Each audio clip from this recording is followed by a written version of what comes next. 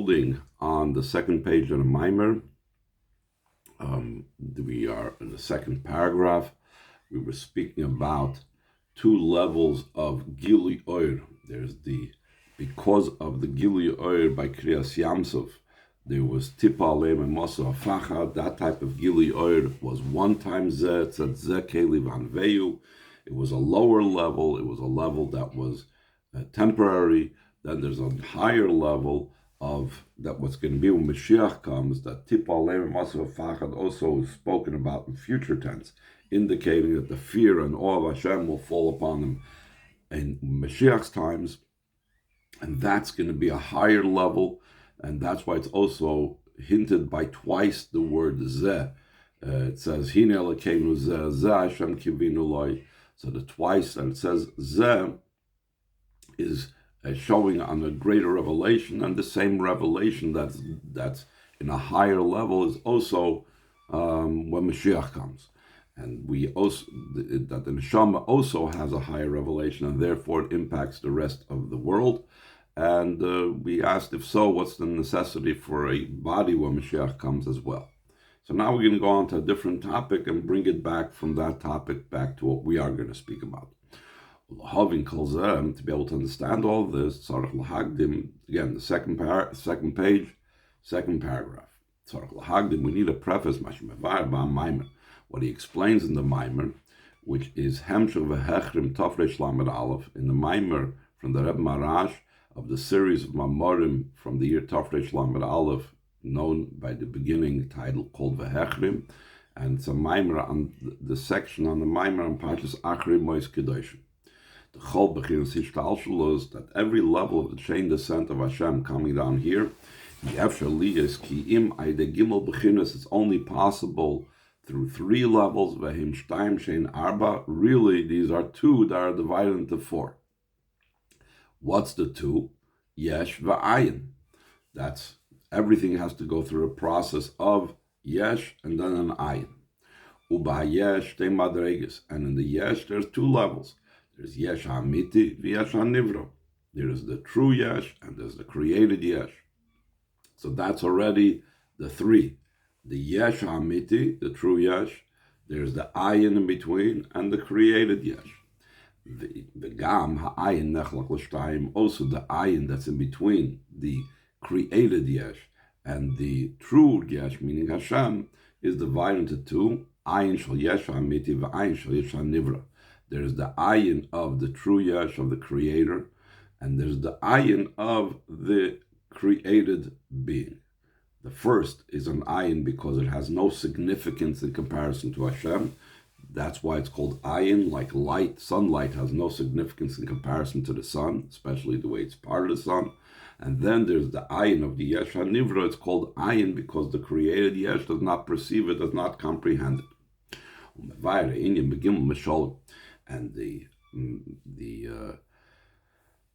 Maimer of the Rebbe Rashab, of the Rebbe Marash, explains the idea of having yesh, ayin, yesh. He explains it with three metaphors and examples. Called mashal ruchni yoser me'al mashal shalafanov. Each one of these three mishalim is more refined, more subtle, more spiritual than the one prior to it. Mashal ha'alef, the first mashal that he says, hu menavias hamayonas minatayim eshematachs la'aretz. It's from the flowing of the well springs, from the aquifer that's underneath the ground. Over there, under the ground, there is like a great amount of water. And the well springs that come up upon the ground, their source is in that aquifer in the Tahim. And from those well springs, that gives off many great rivers. The aquifer is the yesh and the true source. Over there is the location, the original location of the water, and in a way that's unlimited. And the rivers are the final stage. They are the receiving yesh. It's called a yesh because it's substantial, it's big, it's great, it's very expansive. fills over all of its, it runs over its shores, etc. And what's the intermediary that connects from the aquifer, from the Tahoim to the river? That's the ayin that's in between. It's the wellspring that flows droplets wise. That's why it's called ayin, because those drops of that wellspring, it's very constricted, the amount that comes out. So it's like ayin, it's insignificant. Not like the river, that the river is like expands and is blessed from the rock under it that feeds it. And the way how the river expands is that it rises up over its shores. But a wellspring, the way it comes down specifically in droplets. And not only that, it's so limited to droplets that regardless what you do, it'll still be that same amount. Even more so, in the super big Gemara, it's related in the Gemara. When they broadened the spring, so then it didn't add, it didn't, okay, we make a bigger spring, maybe there'll be more. It didn't. It's the amount of water that gave forth was less, because the whole idea of a wellspring is the minimal amount of water. Going back to the point that we said before, that there's the yesh ha'amiti and the yesh ha'nivra, and then there's the two ayins in between, or the ayin that's split into two. In other words, he explains it's one ayin that has two aspects to it, but I'm not going to get into that here. The yesh bechinas hamayin hamayin. There is the wellspring, the way it comes directly from this aquifer. V'hu nikra ayin al shem ha'enar shaloi. It's called ayin. Why? Because we said the higher ayin is called ayin because it's incomparable to the source where it comes out from. And the wellspring that from it the river comes out is called the ayin she'eine musig, because it's not comprehended. What's it mean it's not comprehended? You would look at a wellspring, and then you look down a few miles and you see this raging river, and you can't see it. You can't. How did it come from this wellspring, such a powerful river? It's totally incomparable to the river. Now over here he's going to explain that a different concept of why it's incomparable. The mayon metayr b'kolshu. A wellspring is no shear. Like we know, you could, if a person has a talmudic needle that he needs to toivel, if he needs to toivel it in a mikveh or some other collection of water, you need to make sure that it has 40 saw. It doesn't make a difference if it's a needle or some thumbnail,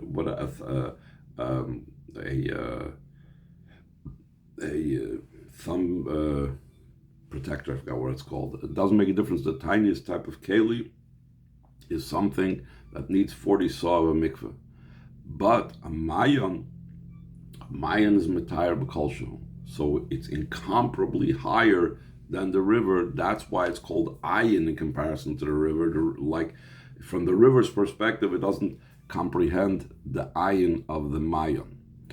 Now, again, in this Maimer, he doesn't elaborate upon it. In other Mamarim, he says, including in Hamshech and Reb Marash, he explains that the difference between the first Mayon and the second Mayon is that the second Mayon is already the wellspring, already where it comes out already onto the ground itself. It's already upon the earth.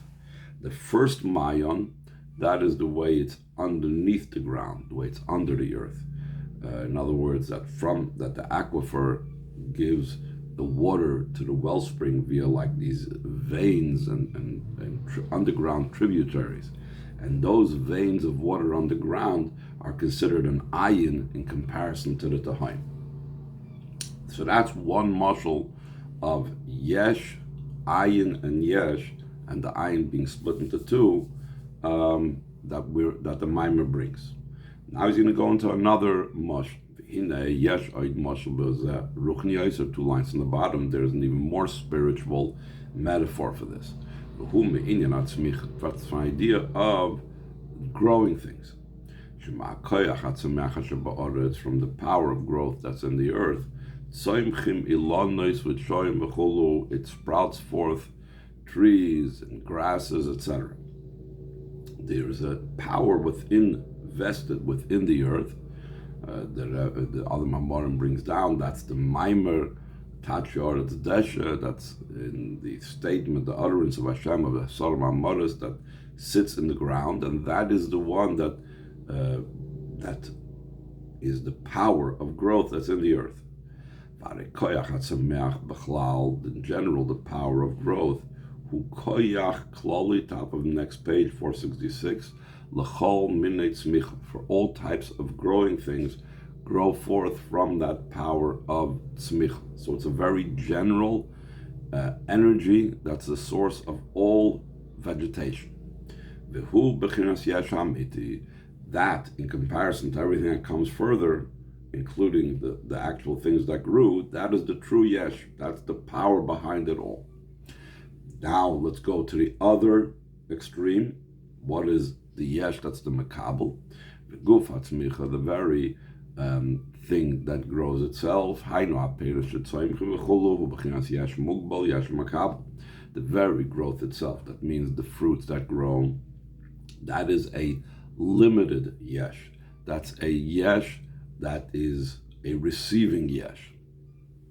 So now, how do you go from this all-encompassing, general, if you will, ephemeral type of power of growth to individual fruits that grow on a tree, for example, or individual grains or flowers, etc., etc. So it should be able to come down from this general power of growth. That's the true yesh. In the individual growth of individual produce. That's the receiving yesh. That's through an ayin in between. That's through the individual power of growth. One power of growth is generally giving forth vegetation in general. Then from that general power of growth, there is a power that's individually tailored for this particular tree, these particular fruits, this particular grains, these particular flowers or grasses. How does that occur? How does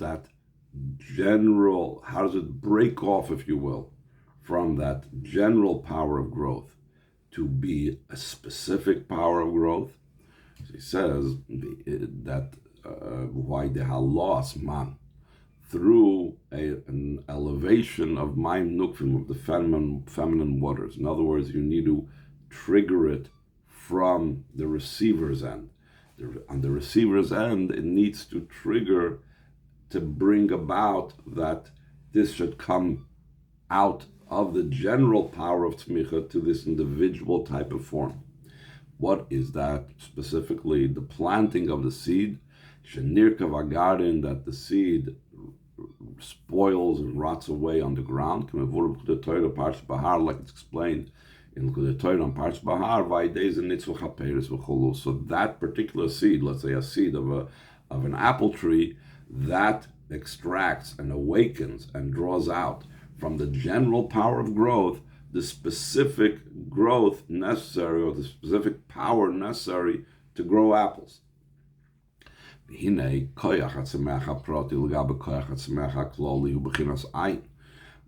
you just take this one particular specific type of power of growth that's unique and for that particular fruit or produce, etc., etc., that in comparison to the all-encompassing general power that's able to give forth vegetation, it's considered incomparable, it's considered like nothing in comparison to it. It's incomparable like one minor detail is in comparison to a general thing that encompasses all of it. That level, the level of the individual power of vegetation, of growth, that is the first state of ayin, because that's ayin, that's nothing in comparison to the power of growth in general, which is the yesh ha'amiti. Then that individual power of growth actually needs to function, actually needs to become enclosed into the particular item that it's making grow. So that's the second stage.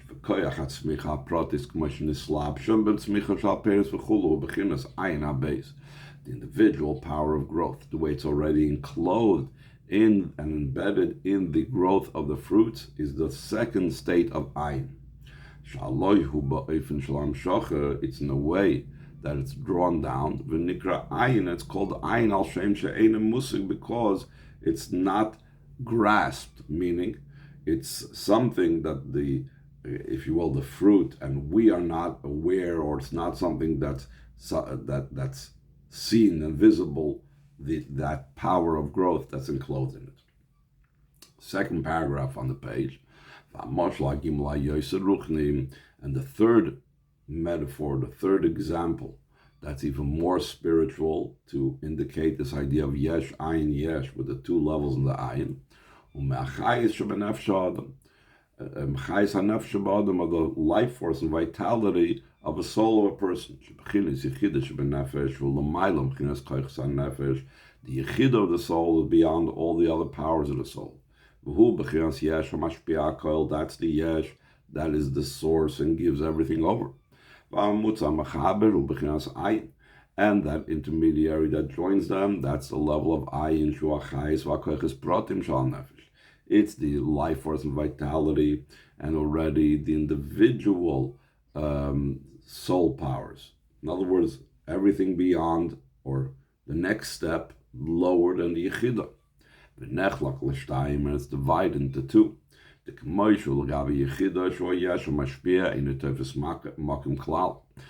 you're talking about the soul powers, so the way it is in comparison to yechidah, which is the yesh that gives forth everything, it doesn't occupy and doesn't have any significance whatsoever. It's completely without any type of significance at all. On the other hand, if you compare it to the body, it's in a way of ayin that's not comprehended. It's beyond the body's ken and appreciation. This might be most probably the difference in chaya versus neshama and ruach, maybe. So now he's going to explain what this yesh, ayin, yesh is above. So third paragraph on the page, so even l'mayla in a similar vein will be understood above. That there's two views of havaya. Deis trein, it says deis in the plural, that means two. Das eldim v'das tachten, the upper view and look at things in the lower view. The das eldim hu shalamayla yesh shalamata ayin, the upper view, the view from above. Hashem's perspective is that above is the true existence, and down here we are nothing. So it doesn't just mean that it's their views are contradictory, but they're both true.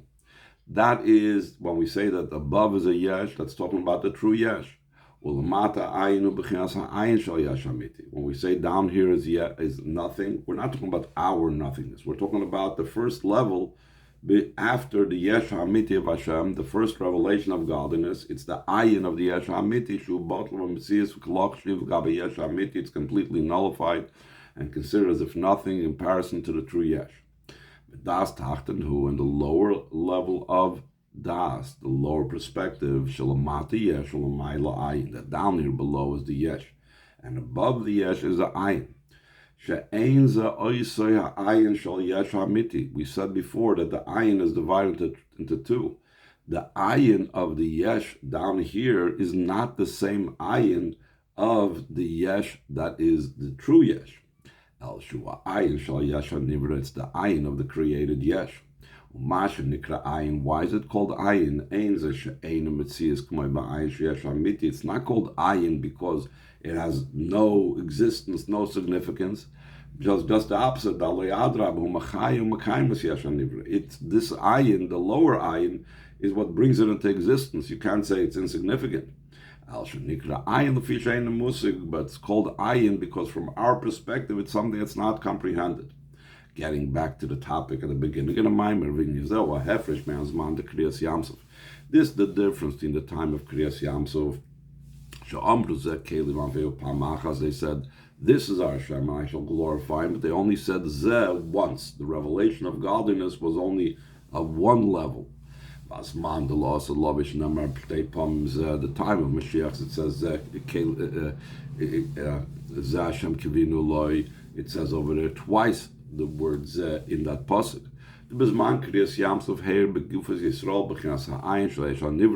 During the time of the splitting of the sea, what's shown into the bodies of the Yidden was only the lower level of ayin, the ayin of the created yesh. Therefore, as we mentioned before, the revelation of the neshama of the Yid, that was also the introduction and the precursor to the revelation that took place throughout the rest of the world. But when Mashiach comes, it will become revealed in the body where Yid, the ayin of the true yesh. So too in the world it will become revealed a masa that we said the hey at the end is the definitive article, the fear, the ultimate level, the ayin of the true yesh. And then when you have that level revealed, so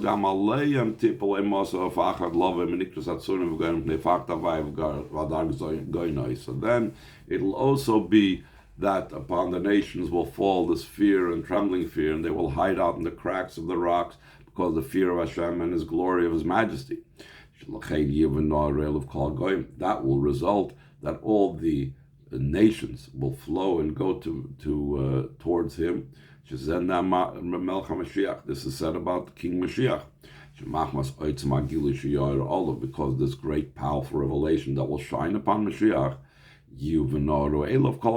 all the goyim will flow towards him, will rush towards him. Top of the last page, 467. All the revelations of the future is dependent upon our actions and service throughout the time of Golos. Through the avoid of spreading Torah in every single place, especially through spreading Chassidus. That is the teachings of the Rashbi. That the yard site of the Rashbi, which comes out on Lag Ba'omer, is in this following week of when the Rebbe said this Maimer. It was that following week that day receives its blessing from the previous Shabbos, which is the Shabbos preceding Lag Ba'omer. It was when the Rebbe said the Maimer. So then all matters having to do with Chassidus and Mashiach comes down the way they are from the Torah's perspective. Super B'Zoyar, like it's related in the Zoyar, what the Rashbi accomplished, what others needed to daven for, he accomplished with Torah. The Rashbi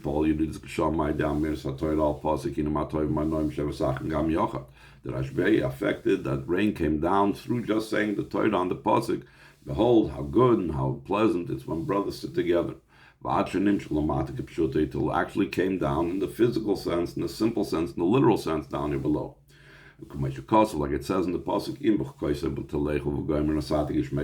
if you'll go in my statutes, I will give you the rains in its times. In Pirish Rashi, what are the times of the rains that Hashem gives it? Wednesday night and Friday nights is the time when it's the most auspicious time for rains. Until the teaching of the Baal Shem Tov, I will give you Gishmeichem, it's also from the word Gashmis. She'eten ha-Gashmi shalachem, I will give the Gashmis that you have. Shaydei al-Baal Shem Tov ba Torah Rashbi ba'ofen shel yisparnas, and through the Baal Shem Tov comes the teaching of the Rashbi in a way that they will be sustained. That's why the revelation of the teaching of the Rashbi is at the heels of Mashiach. That's that you have to taste from the foods of Shabbos before Shabbos and you merit life. The Prietz Chaim brings down, one needs to taste from the foods of Shabbos on the eve of Shabbos. So that's also learning Chassidus now. That's a revelation of the teaching of Mashiach. And with this book of yours, with the Zohar, they will go out of Golus with mercy, with kindness and mercy, mamish, and speedily soon, and mamish bagolda down in our times, with simchas olam al roshim, everlasting joy upon their heads.